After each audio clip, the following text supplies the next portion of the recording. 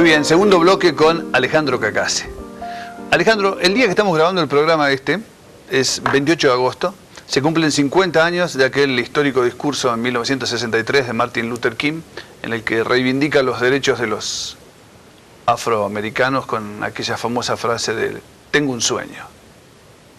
Así es. Imagínate vos que queremos conocer tus sueños también aquí. ¿Ah? Nos gusta que nuestros entrevistados dejen en esta mesa sus sueños, así que... Ese era el sueño de la libertad. Claro. De Martin Luther King. De la igualdad también entre los distintos grupos étnicos.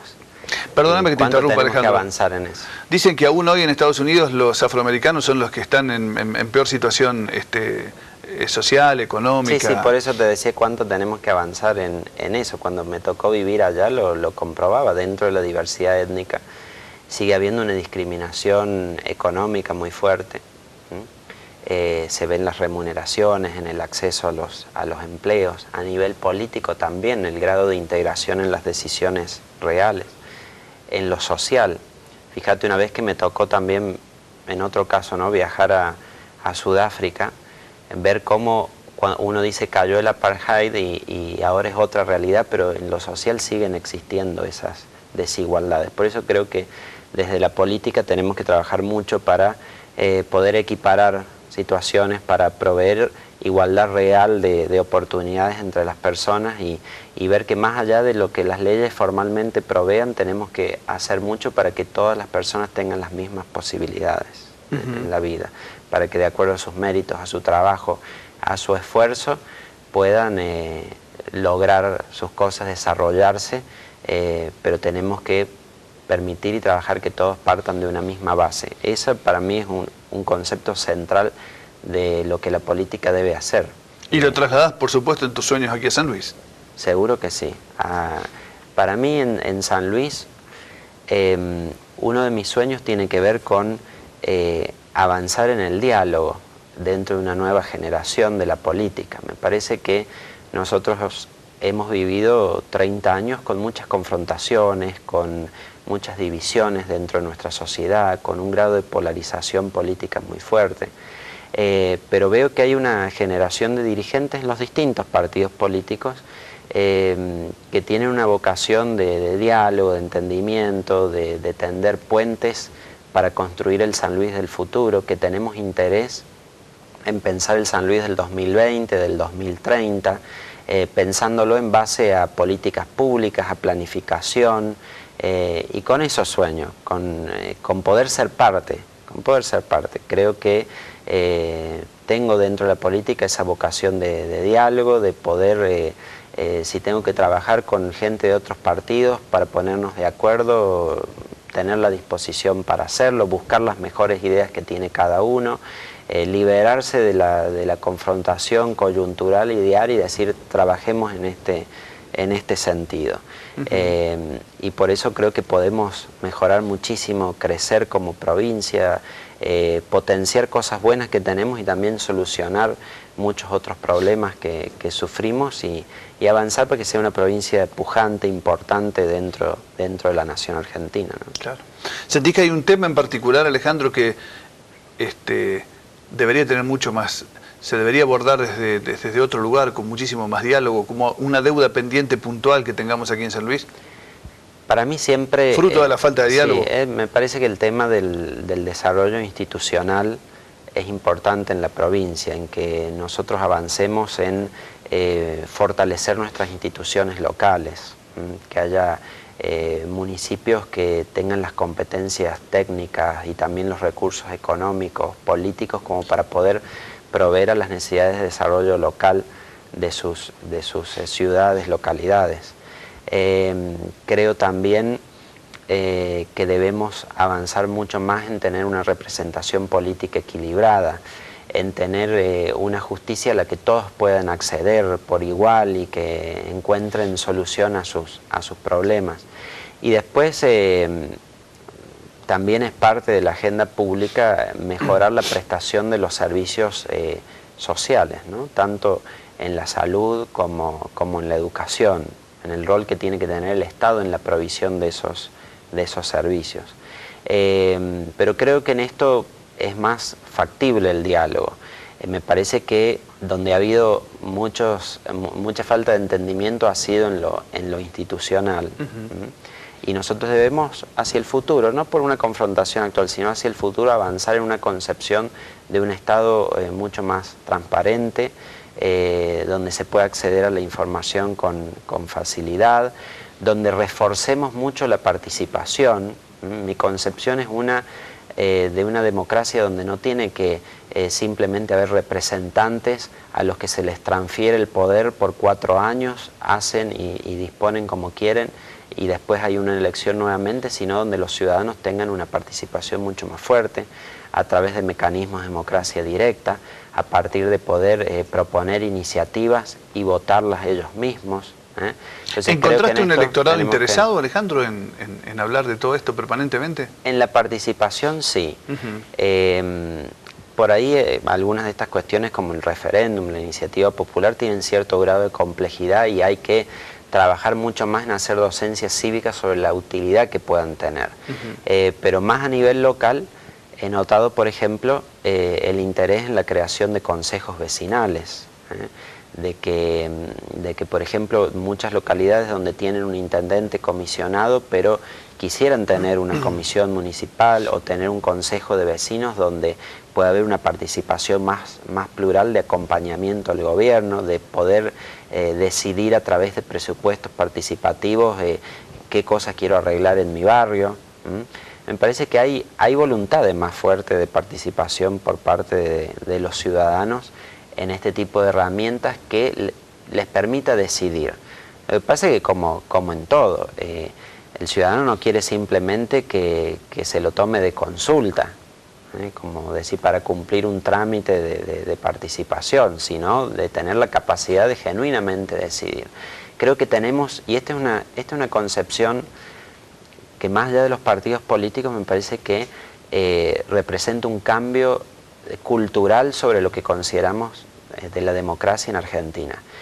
Pasar de entender esa democracia representativa que nuestra Constitución creó a que tengamos una democracia participativa en la que confiemos que el ciudadano es capaz de decidir por sí mismo, no solo delegando poder, sino por sí mismo tomando los asuntos y proponiendo las soluciones.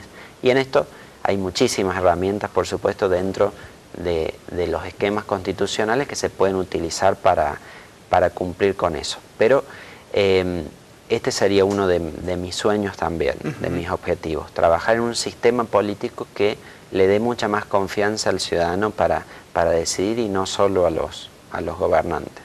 Pero requiere mucha discusión e implementación hacia adelante, pero confío en que podemos tender hacia eso. ¿Te sorprende cuando se habla de que estamos viviendo el periodo democrático sin interrupciones más extenso en la historia argentina? Me parece muy positivo.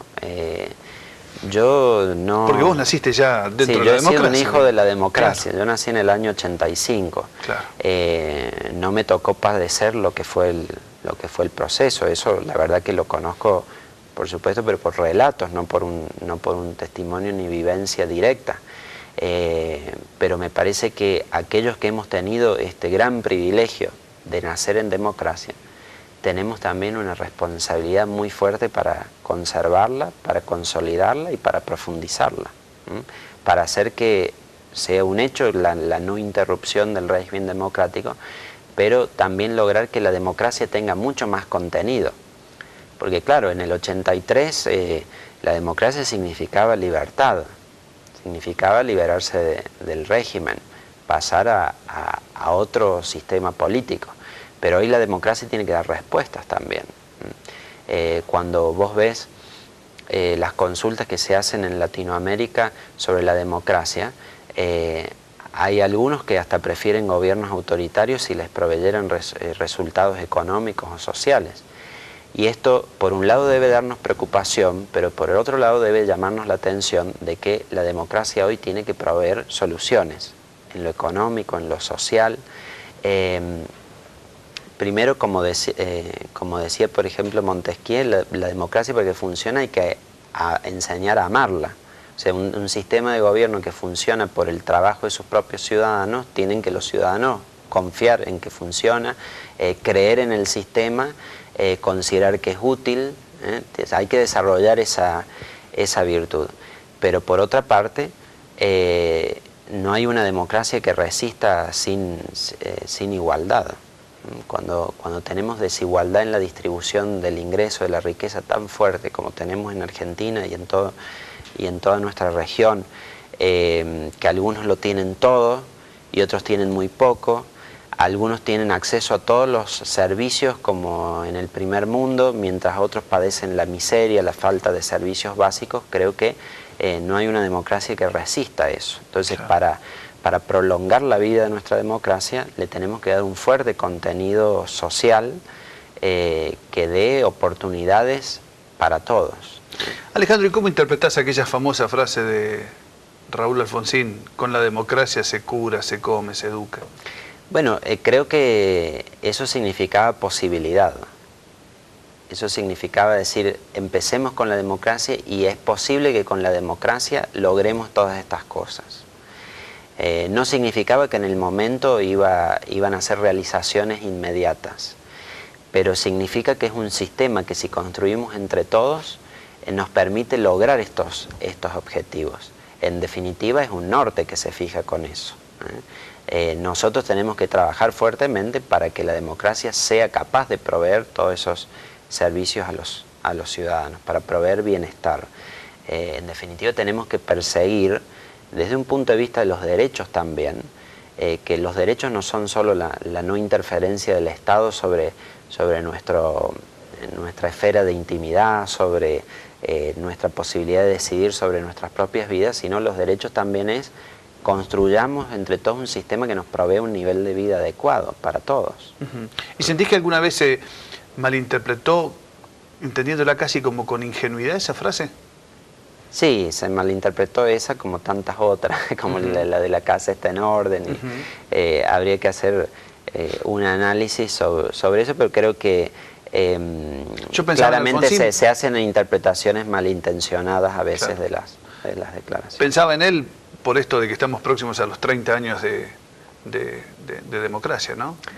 Sí, y fue un hombre clave, digo, en la yo creo que él tuvo un rol, claro, tuvo un rol importantísimo para nuestra república, de recuperar la democracia, de dar vigencia también a los derechos humanos y a las normas internacionales de derechos humanos en nuestro país, y es algo que debemos cuidar mucho. Fue una etapa que cumplió con ciertos objetivos. Ahora, como digo, tenemos que pasar a trabajar por el desarrollo económico y social. La democracia no solo ya debe garantizar libertad política, sino que tiene que dar soluciones. El futuro nos va a juzgar por la capacidad que tengamos de dar soluciones a los problemas de la ciudadanía, a que todos tengan oportunidades. Entonces, esa creo que es la vara hoy por la que se va a medir la capacidad de un sistema democrático. Pero da posibilidad para todo. Me tomo 3 minutos para cerrar este bloque, Alejandro. Hablabas del desafío de generar igualdad de oportunidades para todos. ¿Sentís que la educación es uno de esos grandes desafíos que tenemos por delante en San Luis? Sí, la educación es uno central. Fíjate que en los 90 tuvimos la discusión sobre que era insuficiente la inversión en educación. Sin embargo, ha aumentado mucho. Logramos aquella clásica meta del 6% del Producto Bruto Interno. Ahora vemos que la inversión por sí misma no garantiza calidad en la educación, que la calidad en la educación implica tener una buena capacitación para los docentes, implica servirse de todas las nuevas tecnologías para incorporarlas a la educación, implica pensar también de herramientas que estén por fuera del sistema de educación formal, en un mundo en el que hay información que recibimos constantemente con tanta celeridad de distintos medios. Lo que importa es aprender a pensar, a interpretar, a resolver conflictos, a analizar la información más que en tener conocimiento simplemente. Entonces, también tenemos que pensar en un nuevo esquema de la pedagogía, de una enseñanza orientada a pensar. Daniel, es un tema que me interesa muchísimo a mí. En el 2004 yo escribí un libro de un título un tanto pomposo que se llamaba ¿Cómo revertir la crisis educativa argentina? No es que tuviera todas las soluciones, tenía propuestas en pleno auge de la crisis en ese momento. ¿Y qué planteabas? Como central planteaba, además de la reforma al sistema educativo, que en muchos puntos se dio, con la Ley de Educación General, planteaba esto de que pensemos en una educación orientada a pensar. No sirve solo ahora incorporar conocimiento, es decir, una tradición enciclopedista, absorbemos todo el conocimiento que hay en los libros, no, porque la información crece, es variada. Entonces lo que necesitamos ahora es tener la capacidad para resolver problemas, para estimular el pensamiento, para aprender a aprender continuamente, porque la educación ya no termina con la escuela o la universidad, sino que sigue para toda la vida. Y el Estado lo debe entender en esa concepción también. Alejandro, pero planteada como está la escuela, ¿no resulta casi una institución? Creo que hay que complementarla. La escuela tiene un rol como parte de la educación formal, pero también tenemos que ver tantas otras herramientas que hay por fuera de la escuela y que contribuyen a la educación. ¿No es apasionante este tema? Es como para Totalmente. hacer un programa especial. No, y te iba a decir, me gusta mucho cómo del formato de tu programa se puede profundizar en estas cosas, porque por ahí en los programas políticos uno siempre está muy en la coyuntura, ¿no? Claro. Pero es importante que nos demos también el tiempo para pensar, para reflexionar y para profundizar sobre los temas que son importantes para nuestra sociedad. Pero ya ves, el director nos pone música y dice... La siento, sí. Lo lamento mucho. Ya volvemos.